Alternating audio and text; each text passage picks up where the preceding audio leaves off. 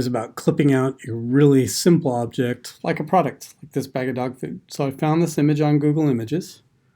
I'm just probably going to come in here and right click and tell it to copy the image. Head on over to Photoshop. I'm going to go up and make a new document, and it should pop in the pixel dimension and everything of what that file actually is. So it's just under 500 pixels wide by tall. Create, paste.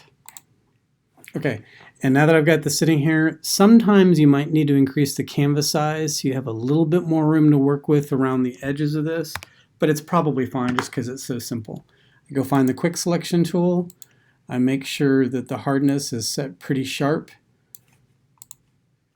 I grab the tool. I'm going to go ahead and duplicate that just to be on the safe side. I'm going to go ahead and select the bag. I'm done. I hit Q to see how I did. Okay, missed a couple spots right in the middle, but actually I don't have to, maybe a little bit over here on the side and a little bit here at the top. So I'm going to come back and just keep adding to the selection here. Make my brush smaller. Q again. I could probably grab a little bit of this. Just otherwise it'll look kind of torn and ragged. Oops, but now it went outside of that. So I'm going to come back with the Option button held down and try to drag, push that back in there.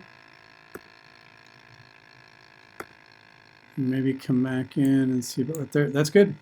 So as soon as I'm done with that, I make sure that I'm not in the quick mask mode anymore. Again, I know that because I don't have the creepy color here. It doesn't say the word quick mask here, and it doesn't have the weird creepy colored bar across my layer. I come down and I click on the add a new layer mask.